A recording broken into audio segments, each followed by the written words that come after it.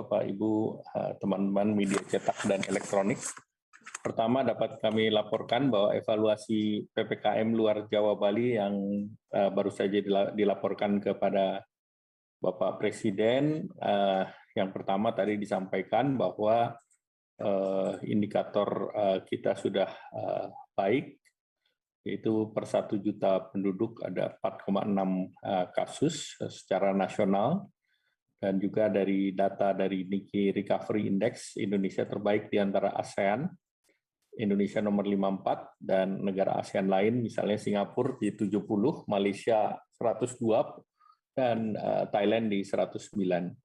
Kalau kita lihat dari pulau per pulau, di Sumatera recovery rate-nya 95,55%, kemudian fatality rate-nya di 3,56%, dan per tanggal 9 kemarin sudah turun 94%.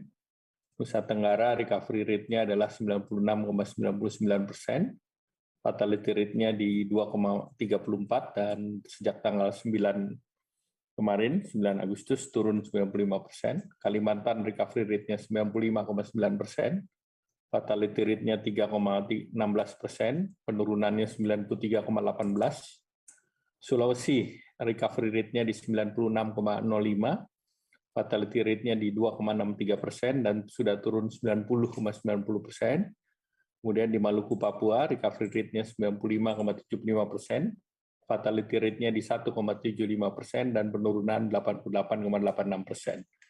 Kemudian asesmen terjadi perbaikan secara minggu per minggu, dari 27 provinsi di luar Jawa Bali, tidak ada di level 4, sudah tidak ada lagi, 3 provinsi di level 3, 22 provinsi di level 2, serta 2 provinsi di level 1, yaitu Kepri dan NTB.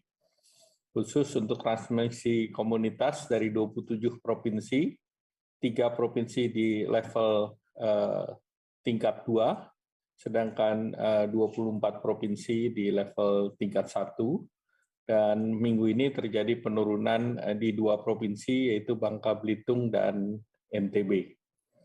Selanjutnya, dari asesmen mingguan di kabupaten kota di luar Jawa Bali, dari 386 kabupaten kota, 1 kabupaten kota masih di level 4, dan 38 kabupaten kota di level 3, dan terdapat 278 kabupaten kota di level 2 dan 69 kabupaten kota di level 1. Dari assessment yang masih naik hanya 1 kota, yaitu kota Sabang, karena data mengenai jumlah kematian yang masih ada peningkatan. Kemudian kalau kita lihat di level 1 juga terus meningkat dari 52 kabupaten kota menjadi 69 kabupaten kota. Kemudian di 6 kabupaten kota yang menerapkan PPKM level 4 di luar Jawa Bali, dibandingkan periode minggu lalu di 5 Oktober, terdapat 2 kabupaten yang turun levelnya atau mengalami perbaikan, yaitu di Kota Padang dan Banjarmasin. Kemudian positivity rate juga 5 kabupaten turun di Pidi, Bangka, Kota Padang, Bulungan, dan Tarakan. Kemudian target pemeriksaan tercapai di kabupaten kota, yang tidak tercapai adalah Pidi, Banjarmasin, dan Bulungan. Vaksinasi 4 kabupaten kota rata-rata di bawah nasional, dan juga yang terkait dengan lansia di 4 kabupaten tersebut. Kemudian terkait dengan evaluasi penyelenggaraan PON Papua per tanggal 10 Oktober, hari ini nanti diupdate oleh Pak Menteri Kesehatan, sekitar 83, dan yang sampai dengan kemarin itu ada 65 yang terkonfirmasi positif, atletnya 72%, officialnya 23%, coach 1,5%, wasit 1,5%, dan di situ masuk wartawan, di situ masuk di sana yang meliput. Kemudian positivity rate-nya 1,45%, kemudian terjadi di semua kota, baik di Jayapura, Kabupaten Jayapura, Mimika, dan Merauke.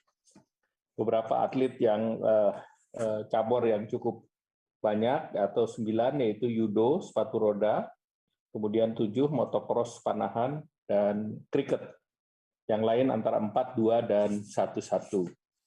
Nah, kemudian pemerintah mendorong agar mekanisme kepulangan para atlet diperbaiki, bahwa terkait dengan prosedur karantina akan diberlakukan karantina terpusat setelah tiba di daerah masing-masing. Tentunya sebelum kembali dilakukan PCR, dan apabila dikenakan positif, maka akan ditreatment di Kota Jayapura, Kabupaten Jayapura, Mimika, dan Merauke selama 5 hari. Oleh karena itu, Dinkes maupun isoter yang ada akan terus dipersiapkan sampai dengan H+5. Terkait dengan daerah masing-masing, diminta daerah masing-masing untuk mempersiapkan isoter atau isolasi di wilayah atau di daerah masing-masing dan selama 5 hari, dan tentunya akan di PCR hari pertama dan hari keempat. Kemudian terkait dengan mekanisme kepulangan ini, diharapkan biaya tes dan karantina ditanggung oleh pemerintah daerah dan Satgas COVID daerah.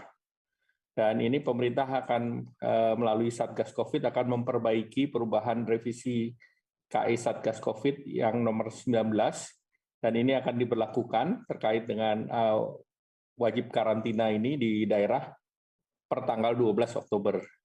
Kemarin sudah sekitar 30% daripada atlet kembali, itu persyaratannya adalah isolasi mandiri, sehingga ini akan ditarik menjadi isolasi di wilayah karantina di wilayah masing-masing selama 5 hari. Selanjutnya dapat disampaikan terkait persiapan daripada Superbike di KEK Mandalika tanggal 19 sampai dengan 21 November. Ini ada 3 rangkaian event, yaitu Asia Talent Cup pada tanggal 12-14 November. Kemudian ada Indonesia Mandalika World Superbike tanggal 19 sampai 21, dan persiapan untuk motobike tahun depan. Telah diputuskan jumlah penonton 25.000 dengan syarat 2 dosis sudah divaksin lengkap, dan pelaksanaan karantina untuk kru dan tim selama 5 hari. Ini untuk peserta. Kemudian vaksinasi untuk masyarakat dipercepat dengan Lombok Tengah minimum 50% untuk dosis kedua, dan di penyelenggara membentuk Satgas Protokol Kesehatan untuk pengawasan di lokasi acara dan penyediaan masker secara gratis oleh Satgas dan TNI Polri. Pak Mendagri akan mengeluarkan Inmendagri terkait dengan pengaturan penyelenggaraan Superbike terkait dengan detail teknis. Kemudian untuk di tempat penyelenggaraan Superbike, Lombok Tengah capaian vaksinasi dosis pertama sudah 75,31%, dosis kedua baru 13,55%, arahan Bapak Presiden, TNI Polri nanti akan diminta untuk mengakselerasi agar sebelum penyelenggaraan sudah tercapai 50%. Kemudian ditargetkan minimal 70% dosis pertama di seluruh kabupaten di Pulau Lombok. Kemudian terkait dengan level assessment di NTB sudah secara provinsi berada di level 1, sedangkan di 5 kabupaten kota di Pulau Lombok, 3 kabupaten kota di level 2, dan 2 kabupaten di level 1. Selanjutnya terkait dengan perkembangan program pemulihan ekonomi, ini sampai dengan 8 Oktober itu sudah 55,9% atau 416,8 triliun. Di klaster kesehatan sudah 49,7% atau 106,87 triliun. Klaster perlindungan sosial ada 121,5 triliun atau 65,1%. Kemudian program prioritas 55,7% atau 65,69 triliun. Dukungan UMKM sebesar 62,04 triliun atau 38%. Klaster insentif usaha ada 95,8%. Sedangkan klaster kesehatan ada 106,87 triliun, antara lain untuk diagnostik 63,2% atau 2,96 triliun. Terkait dengan perlindungan sosial, ini sudah realisasi 121,5, program PKH sudah 73,4% atau 20,79 triliun, kartu sembako sudah 58,6% atau 29,26 triliun, BLT desa 56,2% atau 16,2 triliun, dan bantuan subsidi upah 75,6 atau 6,65 triliun. Demikian, terima kasih. Kami kembalikan Pak Menko Marinvest. Wassalamualaikum warahmatullahi wabarakatuh.